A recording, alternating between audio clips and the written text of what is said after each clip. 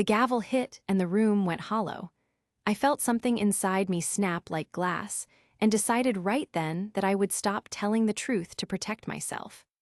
I put that decision on autopilot while we drove home, watching my mother sob into her hands and Mark press his palm to her cheek like he was steadying a fragile vase. "I'm going to stay with Jenna for a few nights," Mom said between hiccups, and Mark watched me with that slow, calculating look, like he was deciding whether I could be fixed or discarded. When she left, he locked the deadbolt, and the click sounded small and decisive. He slid the key into his pocket and turned toward me with the ease of someone who'd practiced this moment in the mirror. He found me on the stairs and grabbed my ankle with fingers that didn't tremble. I kicked back with everything I had, hit him in the knee, and ran. I slammed my bedroom door and shoved the old wardrobe against it, breath coming hard and stupid. My hands shook when I tried the window and felt screw heads under my fingertip. Whoever did this expected I would try to leave. I couldn't believe how quickly the house became a trap. From downstairs, a drill started up and my stomach folded over itself. He was fitting something to keep me in for good. Through the door his voice came, sing-song and cruel. 4 days to teach you a lesson, as if he were naming the weather. I looked around for anything sharp and found a chipped lamp base under a pile of old books. Metal sang when I wrestled it free. I ripped open the closet and grabbed an old tablet, fingers fumbling for the chat app, but the screen froze when the power blinked out. He had cut the house off like a switch. I tried to text my friend, but the message sent and then disappeared. Later, I would learn he'd cloned accounts and erased evidence. Right then, fear made me move fast. I took the lamp and smashed a corner of the window, a jagged hole that screamed when air hit it. The house alarm shrieked a high, ragged sound, and everything became noise. My blood, the alarm, his heavy footsteps. He came up the hall like someone enjoying a hunt, and when he reached the door, he used some tool to twist the lock from the outside. His muttering sounded almost like a song he hummed when checking a garden. I squeezed through the opening as glass bit into my palms, dropped down into the bushes, and felt the world tilt. Pain scattered across my arms and legs, but survival smelled cleaner than anything I'd felt that week.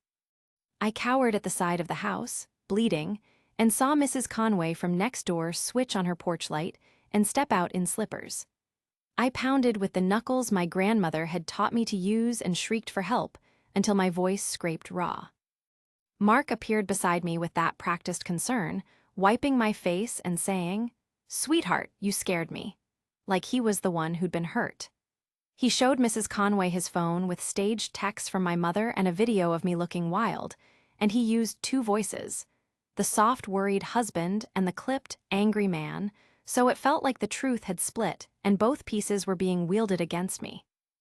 Mrs. Conway hesitated, the small light of the porch barely holding the dark back, and then she let him help me to my feet like she believed his version. I tried to keep my mouth shut because speaking felt dangerous. I promised myself I would only lie and survive. That truth would become a private thing I kept like a flame under my shirt. He took me back inside and cleaned my hands with something that burned, then wrapped my wrist as if tending a pet. He installed an exterior bolt on my bedroom door with a cruel, careful thoroughness and told me I would be contained for 4 days. I counted on my skin and the scratches I hid to remember each hour. He fed me small portions and watched me eat like a man reading the lines of a play. When neighbors checked in, he had a rehearsed story and a folder of fake messages ready. When police did a welfare call, he had turned up the TV to drown out whatever noises I might make.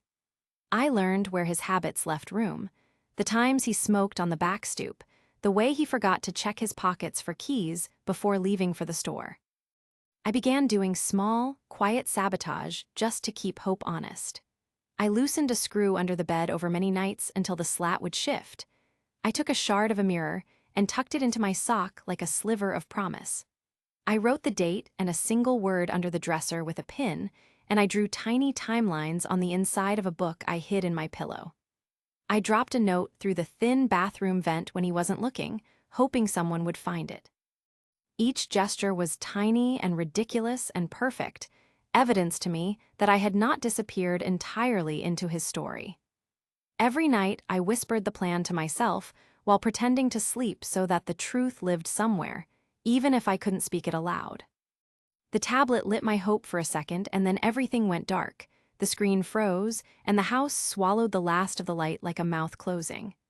I typed my friend's name with shaking thumbs and hit send as fast as I could, but the message never left. The lights blinked once and died. He'd cut the power, just like a switch.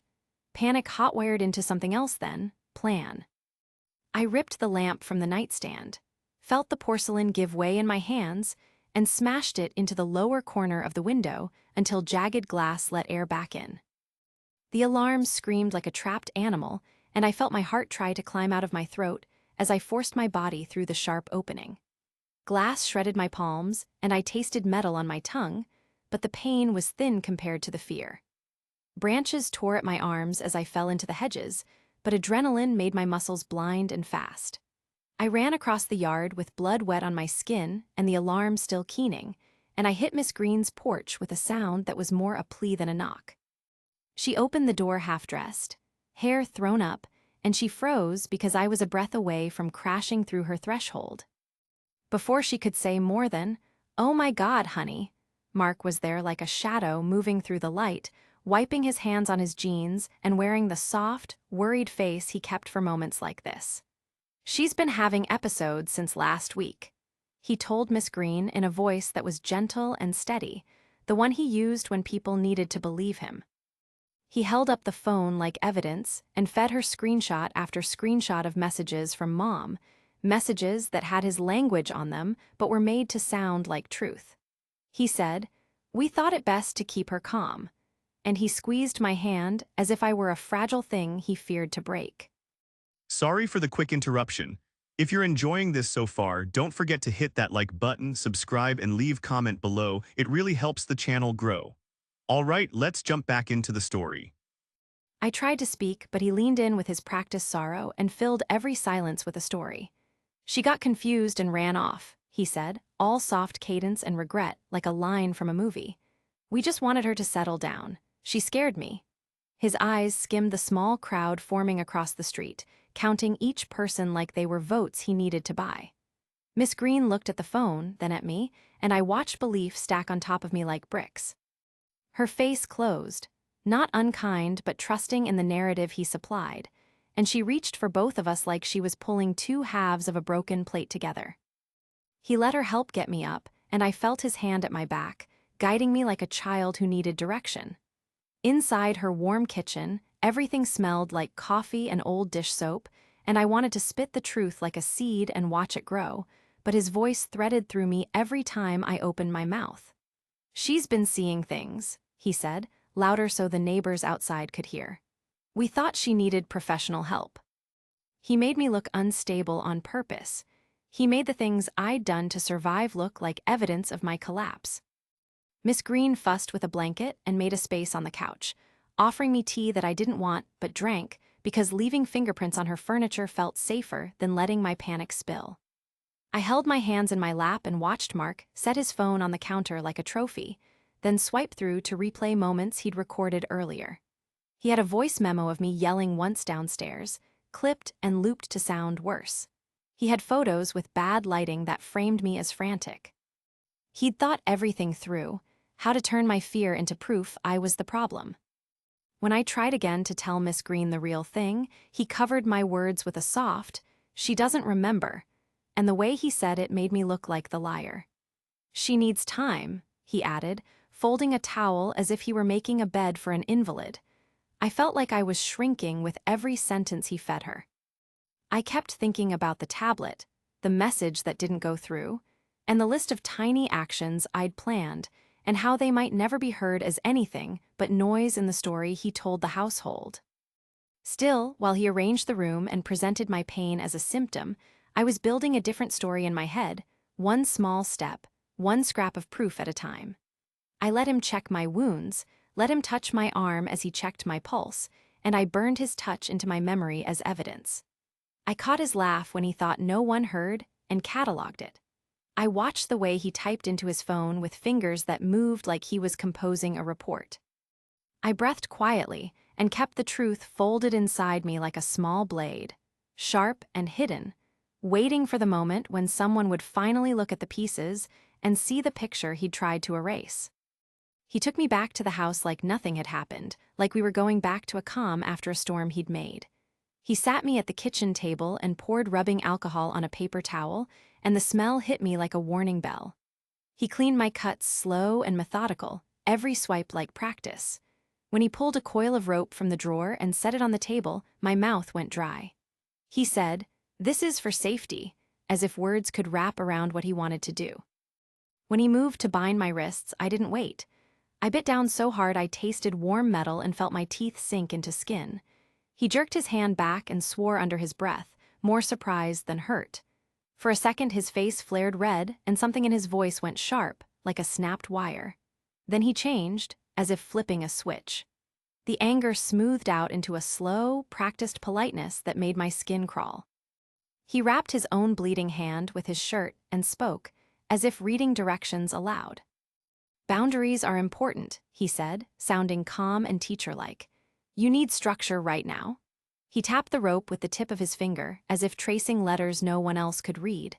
I kept my jaw tight so it wouldn't tremble.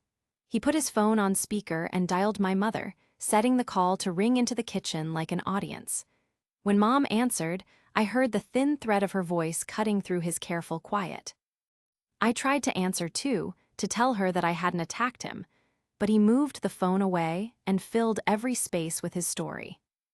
"I tried to stop her," he said on the speaker, voice soft like a confession. "She lunged at me with something. It was terrifying. I think she needs help, professional help." He said it slow, letting each syllable land. My mother cried on the other end of the line, the sound breaking like old glass, and then she agreed. "Go get help," she said between sobs, and her agreement landed on me like a verdict. I heard the click of her ending the call and realized she had chosen to be away, to leave me with him. I folded that moment into me and felt how small it made everything else. He moved around the kitchen like a man setting a stage. He told me to sit still while he took photos of my wounds, his hands efficient and steady. He took pictures from angles that made my cuts look like something I did to myself. He recorded a short voice note where he used a careful voice and said, "She attacked me, I'm scared." He saved these files in a folder named something neutral, as though he were filing receipts. Every action was deliberate, labeled, and designed to be read later by the people he wanted to fool. I realized after the call that I was alone in the way that matters. My mother's voice had agreed with his version and then gone quiet. Whether she knew the truth already or not, she had stepped away. I sat in the kitchen and watched him work like a man who knows how his hands change a room. He tightened the rope around my wrists and tested it with a small pull, watching my face for reaction as if scoring the results. I felt the rope bite into my skin and mark the place where it left a pale line. When he left the room for a few minutes, I reached under my sleeve and pressed my fist over the tiny markings I'd made before. I tried to inventory everything I could use later: the brand of the rope, the screw heads on the window, the make of the deadbolt he installed. I counted the minutes on the clock like a map and wrote time marks on a scrap of paper I kept in my shoe. I kept thinking about the tablet message that never sent and the broken alarm shouting into the night. I promised myself I wouldn't let that be all that I tried. He came back with a bottle of water and set it down like a peace offering, then sat opposite me and talked about limits like I was a child being taught the rules of a house. He said, "We will try medication if we have to," with a flat, businesslike tone. He sounded like someone arranging a treatment plan rather than a man who had used force. I nodded because shaking my head felt dangerous. I learned to nod and to place words where they would do the least harm. At one point, he put the phone on speaker again and asked, "Do you remember the screams from earlier? Do you remember what you started?" He made my protests sound like confusion. I heard my mother on the other side, voice small and raw, say, "I can't be there right now." That line cut deeper than any rope. In the quiet that followed, I felt something inside me go solid and clear. I would have to be quieter and smarter. I would have to set small traps, evidence hidden in odd places, notes pushed through vents, a pattern of small tracks that nobody could erase without noticing. When the light slid across the kitchen table and made the rope look darker, he smiled that patient smile and told me to try to sleep. I counted the syllables of his promises and tucked each into a mental file. I wrapped my hands around the plan I was making like a survival blanket and kept the truth alive in small, stubborn ways while he tried to break me quietly into something no one would believe. He slid that heavy deadbolt into place from the hallway, and the click felt like a verdict. He told me I would be locked in for 4 days, and his voice made the number sound like a sentence. I pressed my face to the door for a moment, listening to the house breathe on the other side, and then I went straight for any small thing that could be a promise of escape. I tucked a long shard of glass into my sock, its edge wrapped in a scrap of cloth so it wouldn't cut me open, and I held it like a secret weapon against the part of me that wanted to panic. I scratched the date under the dresser with the point of a hanger and watched the tiny groove take shape, the numbers a stubborn map to a moment I might need to prove later. I wrote help on my palm in shaky letters and kept my hand visible when neighbors came by, hoping someone would see the message and do what I couldn't. Each act felt ridiculous and desperate, and exactly what I needed. I learned to slow my breathing down so the panic wouldn't make me foolish, and to keep my eyes soft when people leaned into the doorway to check on me. Proof became a project. I frayed the rope he'd used until the fibers looked weak and useless, hoping someone examining it later would notice the wear matched my story. I pulled hairs from my brush and tucked them under the bathroom baseboard where sunlight didn't reach, and I smoothed the wood back so it wouldn't look disturbed. I folded a small note and pushed it through the tiny bathroom window toward Miss Green's yard, the paper landing wet with my fear. I hoped she would find it and know what to do. Each little thing I hid felt like a breadcrumb trail for anyone brave enough to follow it. I turned my body into a ledger. Every scrape and bruise got a time and a mark. I used the tip of my key to press tiny numbers into a place on my ribs no one would see unless they had to. I wrote times on my inner arm that only I could read easily. I kept a mental list of my injuries and tried to build a pattern, dates, times, the way a rope left a pale line, so if anyone asked, I would have more than a sobbing story. When Miss Green peered in and asked if I was okay, I lifted my sleeve a little and let the faded marks show, small and quiet, so she might think to ask more than she did. I studied Mark like someone learning the moves of a predator in a nature show. He had a nervous rhythm he thought was private. Smoke breaks on the back stoop at 6 and 11, the way he checked the hallway twice whenever the phone rang, the precise moment he'd glance at the clock and realize he'd left something in the truck. I counted footsteps by the patterns they made on the wooden floor and memorized the scrape his keys made on the pocket.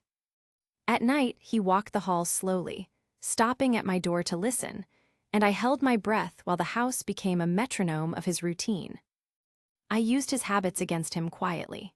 When he left to go to the corner store, I worked a slat loose beneath the bed until it would shift, and when he came back, I lay still like a corpse and let the small victory sit in my bones.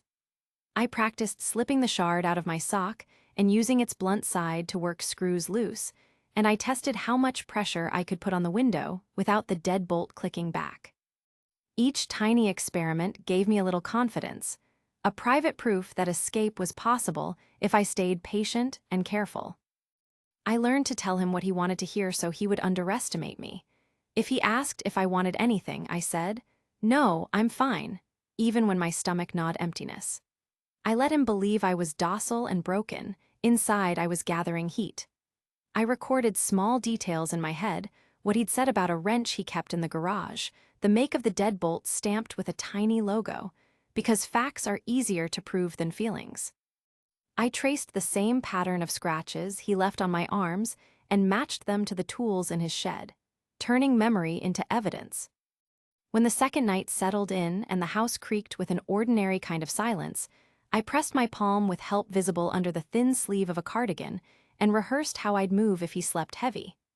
I arranged my hidden things in a line under the mattress and promised myself I would use each one in the order I'd practiced. The rope, the hair, the glass, the scratched date under the dresser. Each was a piece of stubborn truth I refused to let him erase. I wasn't just surviving. I was building a case, moment by quiet moment, until someone would finally have to listen. The police vehicles idled down the block once, and I pressed my ear to the door and listened to their voices like someone eavesdropping on salvation, but it slipped away. I could hear Mark through the walls turning the TV up so loud the bass rattled the china, and then he started laughing on the couch like a man whose script had been rehearsed. Someone knocked, and his voice floated back, calm and steady. "We're fine, just a misunderstanding," he said, and the officers left because loud TV and a practiced calm make doubt look like noise. When their cruisers faded down the street, my chest felt hollow in the way I knew it would. Like hope had been there and somebody had walked off with it. That night I decided rescue could not be something I waited for. I would make my own way out. I worked slow and quiet, because haste makes noise and noise calls him. Under the bed, the slats creaked like old floorboards, but there was one that had a hairline split. For hours across 2 nights, I eased a butter knife under the lip and worked a small groove until the wood loosened. I used the tip of my toothbrush to pry, and I breathed through every small scrape as if it were a secret breath. Mark walked past my door sometimes with a cigarette in his hand and a talk show blaring. And each time I lay still and let the house sound take me in. On the 3rd day, when he said he was going to the hardware store for something for the truck, I felt like a wire had been flicked inside me. I had timed his departures before. He liked to hiss at the sky and check the tires. He liked to wrap his keys with a particular thumb motion. I waited until the engine sputtered and the door thudded shut, and then I moved. I wedged the loosened slat into the bottom of the bedroom door and used it like a lever to force the top open a fraction. It was only a breath of space, but it was enough to slide my shoulder through and squeeze out with a sound too small for him to hear from the drive. I crawled along the hall on all fours because standing looked like someone trying to escape and would catch his eye. The bathroom window was tiny, the kind meant to give light but not a view, and I had practiced the edge with a sliver of glass so the screws would give. My hands bled from the pull of metal, but the cut was a punctuation mark compared to all the periods he'd tried to stamp onto my life. I pushed the frame just enough, then shoved myself out and landed on the roof like a clumsy animal. For a second I froze, wind catching my hair, and then I slid down the gutter and into the bushes with a sound like a body admitting it's alive again. The yard felt endless and small at the same time. My legs stung from thorns and my knees were raw, but I didn't stop until I hit Miss Green's back porch. We had a knock pattern from when we were small, a sequence of 3 short, 2 long, 3 short, childish, but it worked. My fist hit the wood with a rhythm I'd practiced in my head when sleep had been the only place to rehearse escape. The door flew open, and she looked down at me like someone seeing a person they knew had been through a storm. "Oh my God," she said, then swore softly when she saw the rope marks and cuts I had made into my skin to log time. I showed her the tiny numbers I'd pressed into my forearm with the tip of a pen, and the way her mouth folded told me she believed me in a clean, immediate way. She pulled me inside and closed the door like a shield. Her kitchen smelled like canned soup and safety, and she backed away from me as if I might fall apart into pieces. I crouched on her mat and tried to explain between breaths while she dialed 911 with hands that trembled a little but moved fast. "Please stay on the line," she said into the phone in a voice that became the ground beneath me. I told her about the deadbolt, the drill, the voice memos, the fake texts. I showed her the help on my palm and the scrap of paper I'd shoved through the bathroom vent. Her eyes tracked the marks on my skin and the date under my dresser that I had carved into the wood. And when she listened, those things became proof not just to me, but to the person on the other end of the line. While she kept me under a blanket and sat on the counter like someone who wouldn't leave, the dispatcher told her police were on their way and an ambulance might come. Miss Green put a cup of cold water to my lips and told me, "You're safe now," as if safety could be set into being. I wanted to believe her with all the small fragments of myself I had left, and for the first time in a long while, the idea of sharing the truth felt less like risk and more like rescue. The knocking at the door that left my chest hollow before came now as distant red and blue lights and shoes on porch steps. And I held Miss Green's hand while the house I had left waited with its locked stories and a man who thought he'd silenced me. They photographed everything like I was turning my life into a stack of pictures. The rope burns that circled my wrists, the cuts on my palms from the glass, and the heavy deadbolt still bolted on the outside of my bedroom door. An officer held the camera steady, while someone else measured the pale lines on my skin with a sticky ruler. It felt strange and small to sit there and let people take pieces of me in careful light, but those pictures felt like witnesses I could not yell into being. Detective Reed was the one who sat across from me and listened like his ear was a tool. He asked questions that sounded boring but mattered. What brand did the deadbolt have stamped on it?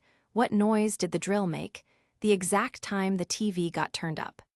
Did you notice how long the drill ran when he locked your door? He asked, and I found myself telling him the little things I had been using like notes in my head. He didn't rush me. He wrote each answer down without blinking, and somehow that steady attention kept me steady too. When he asked about timestamps, I told him how I had pressed tiny numbers into my arm and the dates under the dresser, and he said, "Those will help us build a timeline, like a man building a map." At the ER, they wrapped me in paper and plastic and asked me to point at each hurt spot as if it was a location on a map that needed marking. Nurses took pictures from angles I couldn't imagine, documented rope impressions on both wrists, counted and labeled cuts, and noted the scrape marks along my ribs where I'd pressed numbers with a pen. A doctor tapped at notes and said the word unusual with a flat voice, and that word felt like something sharp and real. The hospital chart became another record, another ledger that turned my messy memory into something official. A woman named Paula, she introduced herself as a victim advocate, sat with me and explained things in small steps so my head didn't have to hold everything at once. She wrote down phone numbers and said, "You didn't do anything wrong," the way people say a promise when the ground shakes. She told me what CPS would do, what an affidavit would look like, and how detectives usually work with tech teams to pull messages from phones. Her voice made the long words feel less like threats and more like tools. I clutched a warm paper blanket and listened while she explained how evidence was collected and what I could expect next. And for the first time, I felt like a person who could have a future that wasn't entirely built out of fear. CPS took over where the ER left off, and social workers asked me the practical questions with soft, steady eyes. What clothes I had, if there was anyone safe to call, whether I knew where my mother had gone. I said I did, and they arranged for me to go into temporary care with someone named Lissa Turner. Lissa had a quiet way of talking that made it easier to breathe. She didn't rush me to explain, she let me keep the pace. Leaving the house felt like stepping out of a cellar into fog. The memory of the lock and the drilling sat heavy in my hands, but Lissa didn't ask me to hold it all at once. Meanwhile, detectives did what I couldn't. They pulled the digital strings.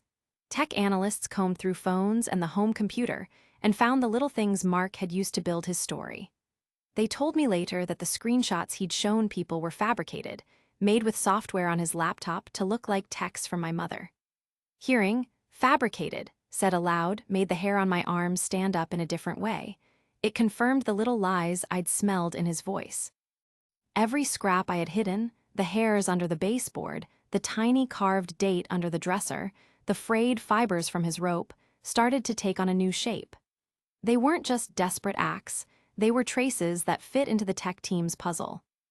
Detective Reed explained how my scratched message under the dresser matched a timeline from phone pings and how the hair samples linked to things found in the house.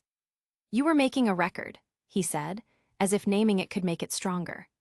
The lab wrote up results that confirmed fibers and traces that supported my story. The officer who took the original photos told me to keep copies of everything I had written on my body, to save voicemails and any small things I still had on my phone.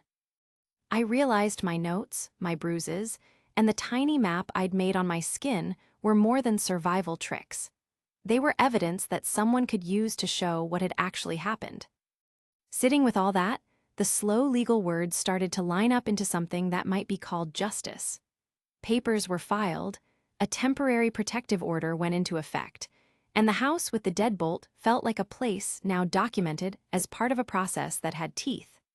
Every small action I'd taken to leave clues felt less like a private frayed hope, and more like having left a trail that others could finally follow.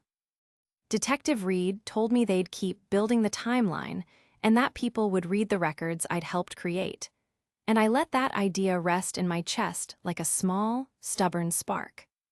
The legal wheel turned slower than my breathing, but it turned. A temporary protective order came down that kept Mark away like a thin line the law drew between us, and for the first time in weeks, I felt the idea of a boundary that wasn't his. CPS arranged a longer placement with a foster parent named Lissa Turner, the foster parent Lissa Turner, who met me at the office with a calm folder and a steady smile that didn't pry. She gave me a locked bedroom of my own and said, "You'll have space here," and that small sentence felt like a roof over a fragile part of me. At Lissa's house the days smelled ordinary in a way that felt almost guilty. There was laundry, breakfast, a cat that watched me like it was trying to understand my outline. A counselor came, young and practical, and walked me through tiny things at first. How to sleep with a phone charged by the bed, how to keep a change of clothes and important documents in a zip bag, and how to text a trusted contact when I moved between places. "Safety is about small steps," she said, and we made a plan that felt like a list of lifeboats. I learned to set alarms for naps and to let the counselor sit in the room while I tried to fall asleep so I wouldn't panic when the house became sharp. Miss Green kept checking in and said, "I saw it, I saw your hand," the way someone mentions a hard thing to make it solid. She agreed to testify that she had seen the help on my palm when I banged on her door after escaping, and when she said it out loud in her kitchen, her voice didn't wobble. That small confirmation felt like a friend holding a flashlight to the same scar so it couldn't be denied. Her willingness to stand up in court later would be one more person who had looked at me and chosen to believe. Detectives executed a warrant on Mark's devices, and the house computer and later told me they had found enough to charge him with unlawful restraint and tampering with evidence. I remember Detective Reed's face when he said, "There are files that show alteration, and the timeline matches yours." He sounded relieved in a measured way, like someone who'd been handed a map they could finally follow. For the first time, it didn't feel like my memory alone was the only trail. There were data points and timestamps and digital footprints that lined up with the physical things I had left behind. Tech teams pulled messages and voice memos, and analysts traced drafts and deleted files on his laptop. They found the screenshots he'd shown neighbors were fabrications created on his computer, and that discovery felt like a small vindication, as if the invisible hand that had tried to rewrite reality had left smudges someone could read. The warrant documents, the evidence logs, and the lab results felt dry on paper but heavy in a different way. They translated the chaos of those days into numbers and dates. I read police reports with my name in them and felt both exposed and safer, like the story I'd kept inside was now written down where others could see it. CPS arranged interviews and supervision that let my mom have limited, supervised contact while the investigation moved forward. Those visits were awkward and small and full of things left unsaid. My mother cried often and sometimes called me honey like a word she'd been saving. I listened to voicemails I left her, saved copies of texts, and kept a file of every call that mattered. "Keep everything," Paula had told me once, and I did. I recorded dates, saved screenshots, and logged times whenever I could, because memory bends when nights are long and people want to fix stories into neat shapes. I learned quickly how justice can feel like a slow gear you watch turn while everything else holds its breath. Court dates were scheduled and rescheduled, subpoenas sent and received, and each step required waiting that felt like walking on ice. But every time an officer called to say they had another piece matched to mine, a small knot in my chest loosened. The legal machine didn't feel perfect, but it was adding bricks to the idea that I hadn't made up the story in order to break someone I loved or to hurt a man. It was building a record I could stand on. Meanwhile, I kept recording. I saved voicemails to my phone, copied messages into a secure file, and kept photos organized with dates. I wrote down what detectives asked me and how I answered so there would be no drift later. Part of it was practical, and part of it was stubborn. I refused to let my life be defined by a memory that could be erased. Each saved voice message, each printed screenshot, and each small note tucked into my folder felt like a stitch in a wider net that might finally catch the truth when the courtroom next looked at me and my scars. The work was quiet and steady, and for the first time in a long time, I had something that felt like a plan I could follow. For weeks, the world was little more than interviews and hands in gloves picking through the house I left behind. I learned the rhythm of being examined. Detectives came with boxes and cameras and took pictures of the battered doorframe where he'd forced the bolt, and an evidence tech bagged the heavy deadbolt itself like it was a dangerous thing to hold. They lifted the warped paint and measured the scratches, and I watched numbers and labels replace the private terror I'd carried in my chest. It felt strange and quiet to let other people touch those things, but each touch translated panic into something that could stand up in a room full of strangers. They recovered the hair I had hidden under the bathroom baseboard, my small, desperate act, wrapped it in a paper packet, and labeled it with a code that made my throat tighten in an odd way. The packet sat on a table in an evidence room while analysts ran tests that sounded like normal words until they connected to me. DNA, comparison, chain of custody. I sat in a separate room and answered the same questions in different ways to different people, and with each repetition my memory became more precise, less a raw bruise and more a line on a map. Medical reports kept piling up, the ER notes, the photos of rope burns, the measurements of glass cuts that matched the window I had smashed to get out. Those papers felt like parachutes unfolding beneath me. CPS scheduled supervised meetings with my mother, and those rooms were cold and small and full of sentences left unfinished. She sat across from me with hands that trembled sometimes, and a staff member would ask all of us to speak in turns like we were testifying to the same small weather event. Watching her face when she saw the photographs detectives showed her was like watching a light go off in someone who'd been living with dim bulbs. Sometimes she cried, and sometimes she kept her voice steady. Sometimes I had to remind myself that people process danger at different speeds. The meetings forced her to face what I had tried to show when words alone hadn't been enough. They didn't fix everything, but they made it harder for her to pretend everything had been normal. The attorneys started to move things forward.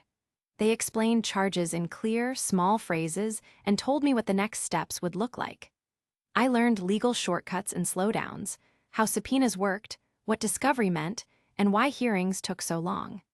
There were days when calls came and everything felt like it was finally clicking into place, and there were long afternoons where the phone stayed stubbornly silent.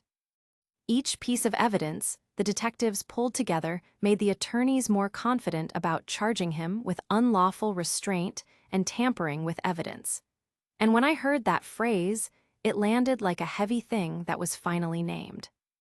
I won't lie, I felt exhausted in new ways. The interviews turned over the same small traumas until I could recall details I had tried to tuck away like dirty laundry. Sometimes I left a session and felt hollow, like someone had taken the color out of the world around me.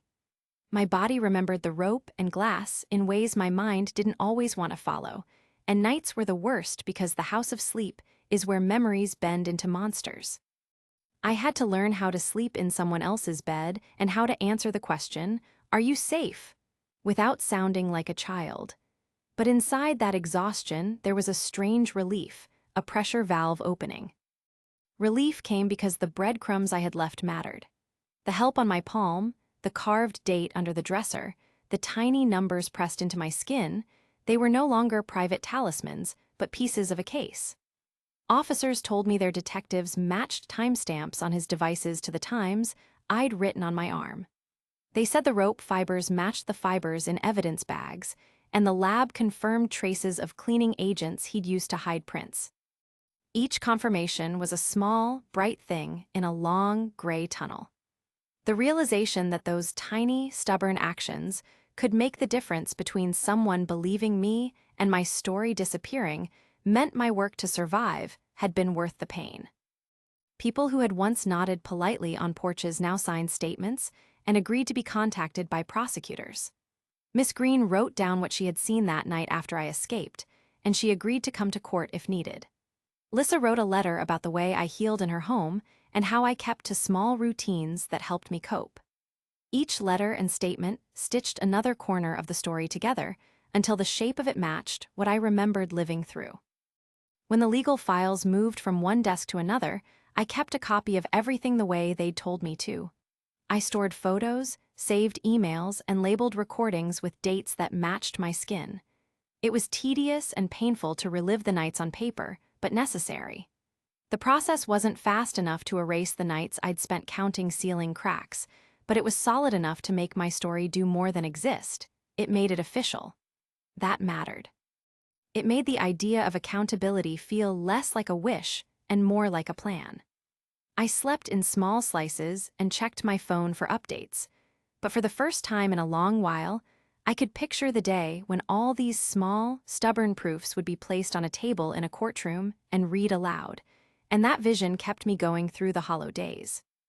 Thanks for watching. Make sure to subscribe and turn on notifications so you don't miss the next video. And drop a comment below, I'd love to hear your thoughts.